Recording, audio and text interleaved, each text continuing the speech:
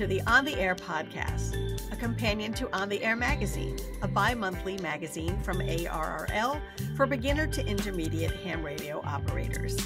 I'm your host and the editor of On the Air, Becky Schoenfeld, W1BXY. Every month, the On the Air podcast extends material found in On the Air magazine to help you learn about the many things the ham radio hobby and service has to offer. The On the Air podcast is sponsored by ICOM, for the love of ham radio. Welcome to the September 2024 episode. This month, we'll take a closer look at material from the September-October issue, particularly the article, A Tour of 10 Meters. The 10-meter band offers something for hams of every license class, including technicians who can use voice, Morse code, and digital modes on this band. And right now is an especially good time to get on 10 meters, thanks to the terrific radio wave propagation being generated in Solar Cycle 25. With me today on the podcast is Scott Freeberg, WA9WFA, the author of A Tour of 10 Meters, to tell us more about what awaits us on 10. Welcome, Scott.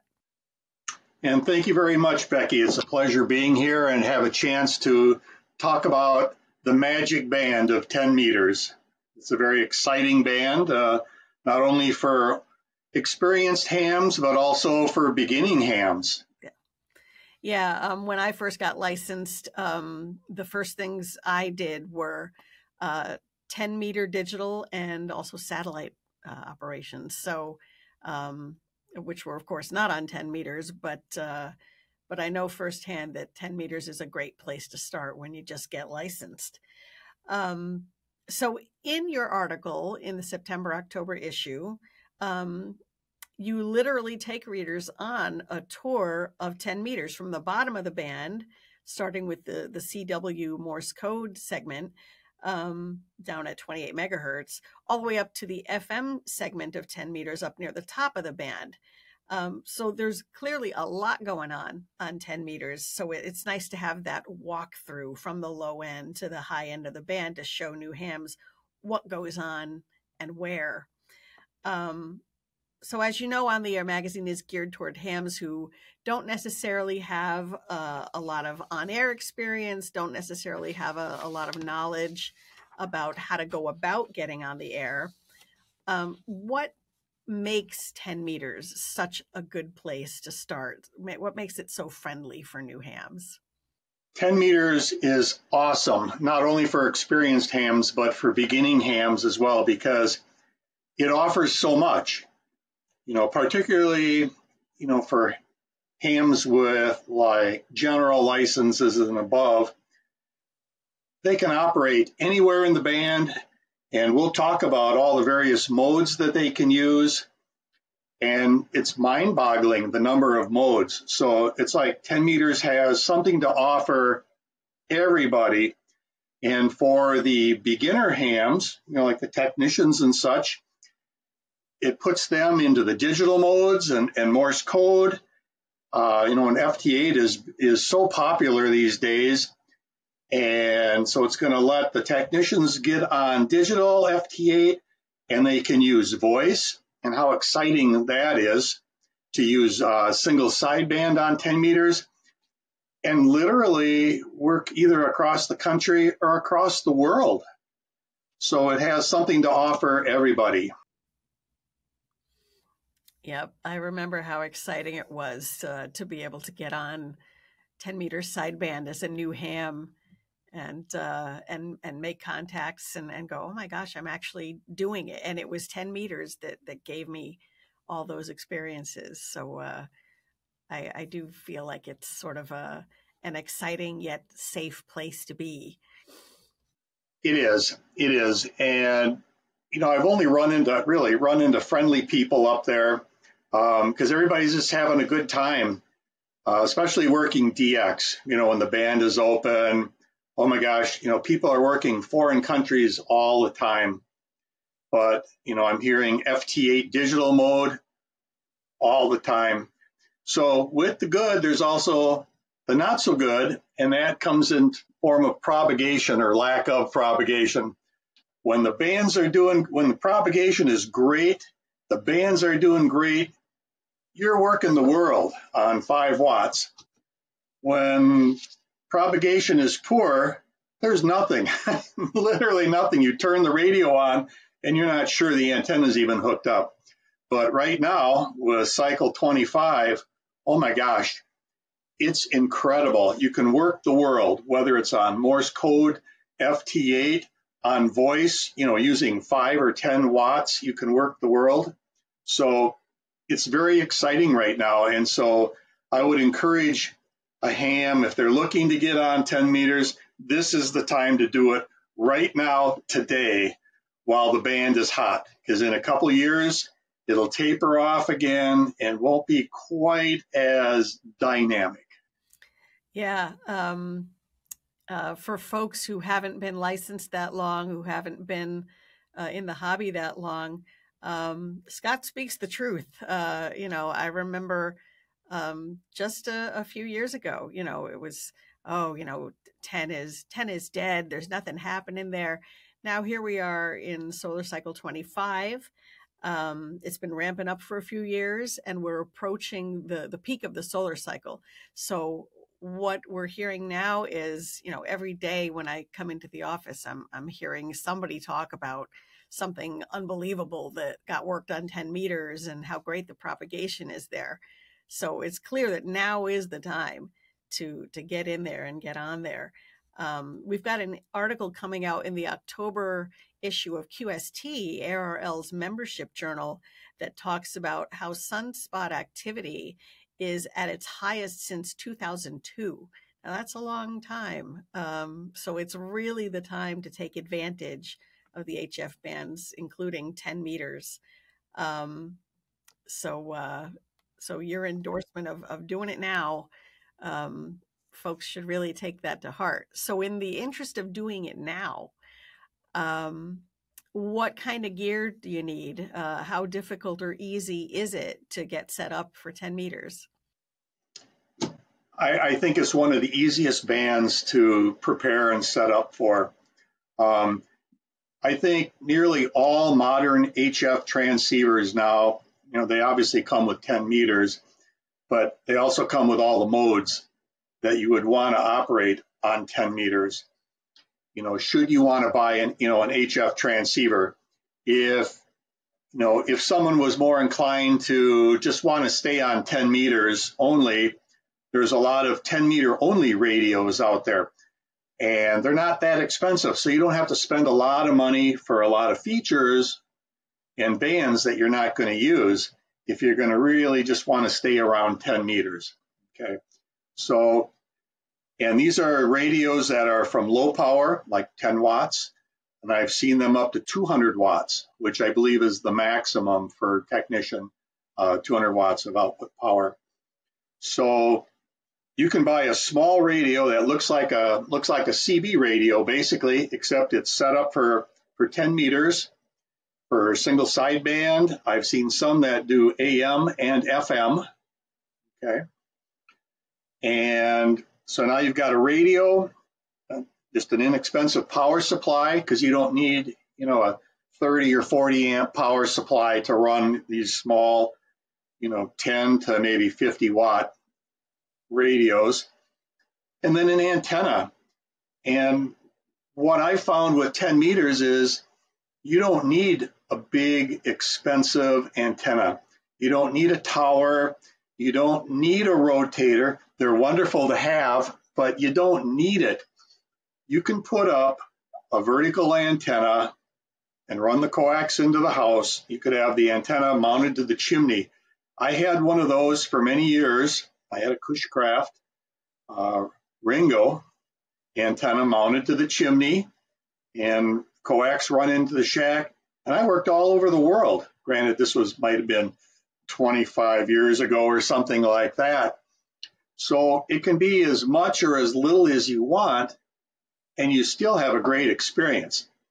Whereas maybe on 20 meters, you want an antenna with a rotator and a beam and, a lot of gain. You just don't need that on 10 meters. It's great to have, but you don't need it. So for somebody starting out, I I would actually recommend, finding a low-cost HF rig that covers 10 through 80 meters or 160 for your future, okay, down the road. But with your technician license, use the 10-meter portion and put up a vertical antenna to try it out. And maybe, after a couple of months, you might say, oh my gosh, I need more antenna. Great, put more antenna up. Or you might say, wow, this is great just as it is. So you can put up as much or as little as you want and have a really good time and a good experience. Yep. So it sounds like it's fairly easy. You don't need a big old beam antenna on a rotator. The option to put up something like a vertical and still have a lot of fun, still get in on the activity, makes it pretty accessible for somebody new. And I wouldn't call just a simple vertical, I wouldn't call it a compromised antenna at all. It's actually a very popular antenna, and you just can't go wrong with that, at least starting out, and then maybe move on to bigger antennas over time. It's a relatively low cost way to start with your antenna as well. It is. That's a very good point. You don't have to spend a lot of money to get into the hobby with a good station, that you'll be able to work around the world with and only have a few $100s in it. Not a lot of hobbies, offer that much performance for so little money, in my opinion. So you have clearly been up and down 10 meters several times. As we've said, the band does have a lot to offer. What are your favorite things to do on 10 meters? That's a hard one to answer because there's so many interesting things to do. I have to say, probably the most fun for me has been 10-meter FM, and including 10-meter FM simplex and 10-meter FM repeaters. And I remember working down into the Virgin Islands on 10-meter FM on a repeater, or talking to some ham out in a car in California through a California repeater, and I was running like 10 watts. So 10-meter FM, I think is really fun for me. But I also like DXing on 10 meters, working foreign countries.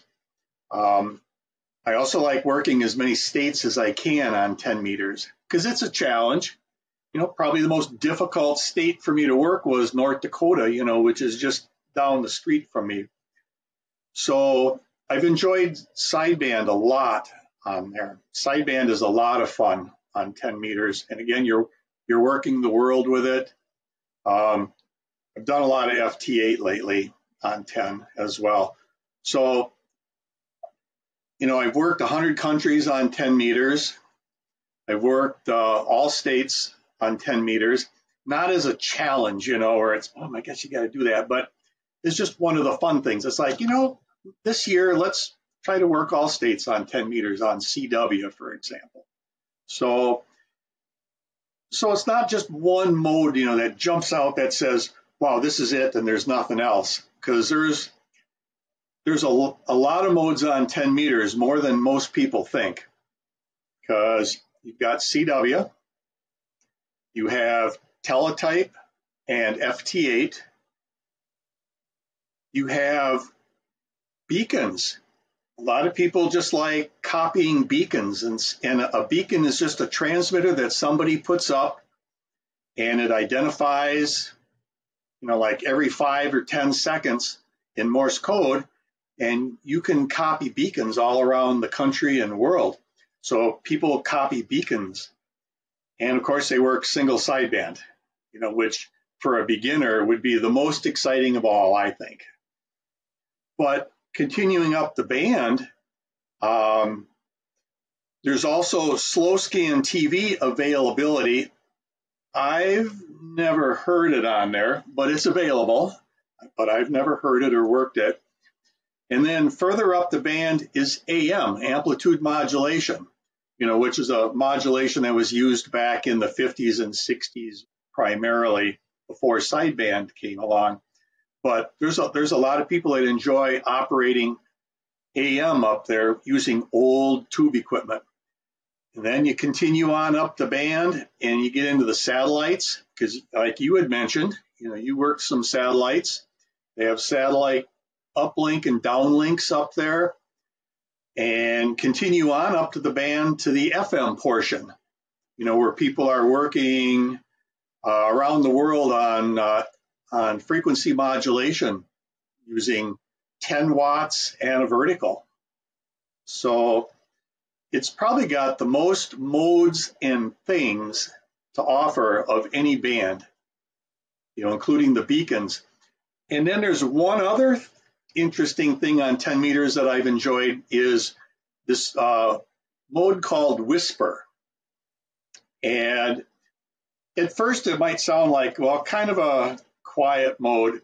And what Whisper does is transmit a low power signal from your station, and then you go out on the internet and you can look at the Whisper network of receivers around the world and see how far out your signal got.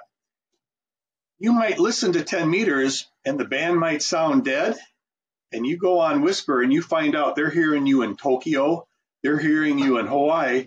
There's just nobody around, except these automated receiver stations. So if I can add before I forget, because I know, excuse me, I know I'm going to forget. One interesting thing with 10 meters is you may listen to the band and you don't hear anything. You might listen for some beacons and, I don't hear any beacons. You might listen for FT8 and I'm just not hearing FT8. But you cruise up to the sideband portion and you might hear a strong signal. One time that happened to me, I wasn't hearing anything. I thought, oh, great, the band is dead. I ended up having a 45-minute QSO with a guy in Hawaii. Okay, and the signal was really strong, but there was no other signals on the band. So always test the waters on 10 meters. Put out a CQ, because more often than not, there's somebody on the other end sitting there listening, going, oh, the band sounds dead. I'm not going to call CQ. So I just wanted to throw that in there before I forgot. And meanwhile, there, our heaven only knows how many other hams out there sitting thinking the same thing. Oh, I don't hear anything. Somebody throws out a CQ. That's like they say, you can't win if you don't play. Right. And it would just take that first CQ out there, and then you hear a little buzz of activity around it, as people are going, wow, there is a little something here. The beacons that you mentioned, those might also be fun for folks who are maybe working toward their license and maybe can't transmit yet, but you can have some fun and learn a few things listening to the beacons. Listening is always really important for any ham, especially new hams, because when we're new hams, that's how we learn what to say and when and how to say it. It all takes listening. So certainly listening to a CW beacon, that's going to help your listening skills as well. And you don't even have to be licensed yet to just listen. And that's a really great point with beacons. And beacons are just transmitters that volunteers put up just because they want to have the fun of having a beacon and get reports from around the world. Just as you say, the beacons send out, in Morse code, they transmit their call sign, their location, and various information about their station. And it's repeated nonstop, 24/7. So if you land on a beacon station and are learning Morse code, you're going to be hearing the same message like every 10 to 20 seconds. It'll be a repeat of the message generally. So as you learn the code, you can hear this over and over, just drill it into your head. This beacon's call sign, where it's at, its information to help you learn the Morse code. And then it adds some excitement because now you're on the hunt for beacons. Okay, there's on the internet, there's lists of where all the beacons are. And not all of them, but most of them. Now you can start hunting beacons. Ooh, there's this one in Hawaii. I want to catch this Hawaii beacon. Ooh, there's one down in the Virgin Islands. Ooh, I want to get that one. And you start listening to the beacons, because when you turn the radio on, you're not going to hear all the beacons.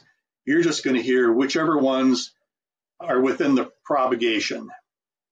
Okay, so some days you might hear none. Other days it's just a band full of them. And other days you might hear 4 or 5. That's all. So beacon hunting can be fun.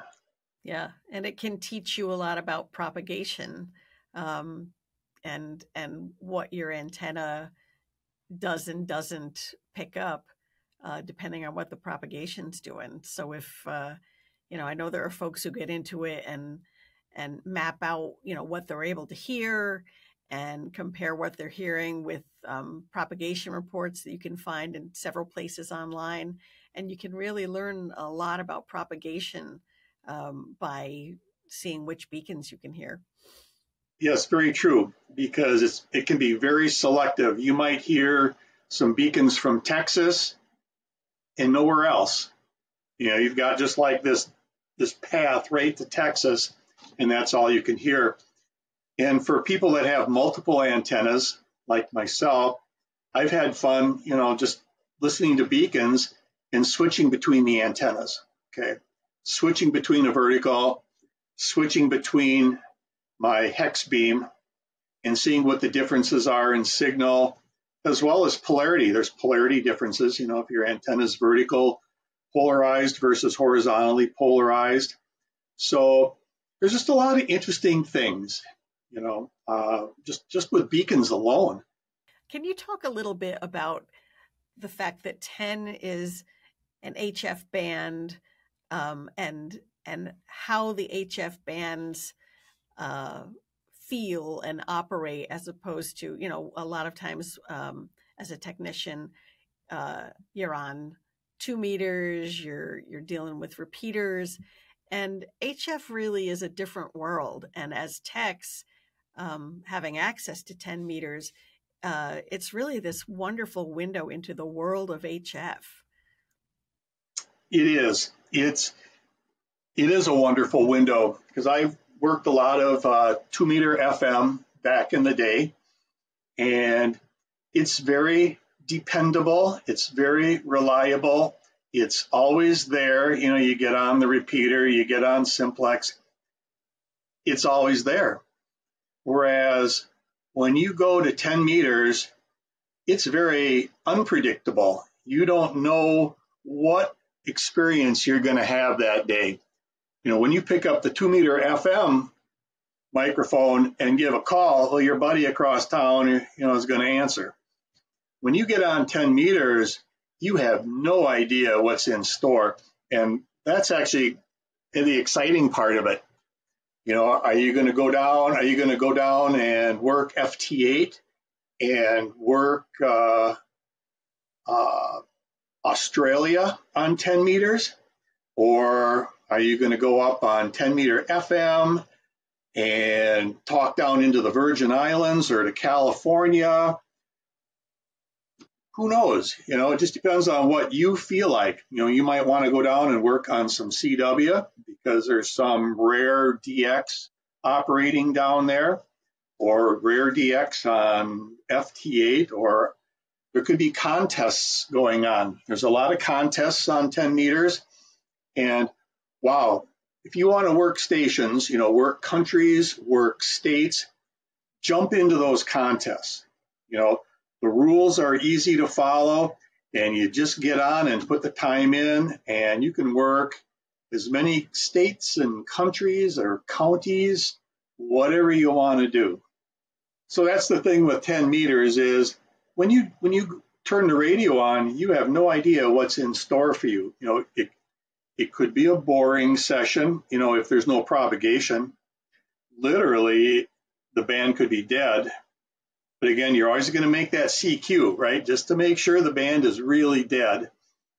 Or you may turn it on and it could be a really exciting evening. Yeah, it's a great band. It offers so much, and it is relatively easy to get on there and and work a lot of different countries, a lot of different parts of the U.S. It is a lot of fun. I always enjoy 10, and it always brings me back to the excitement of first being licensed. Is there anything that you'd like to bring up in closing before we say goodbye for this month? Yes. I had mentioned there's contests and such on 10 meters. All the ARRL contests operate on HF. They operate on 10 meters. So if somebody's beginning, as their technician license and they want to try a contest, great. 10 meters is a good band to work ARRL contests. There's also a group out there called 1010 International. And it's just an international group of hams who put on events on 10 meters. They sponsor like QSO parties, QSO parties. They'll sponsor various contests.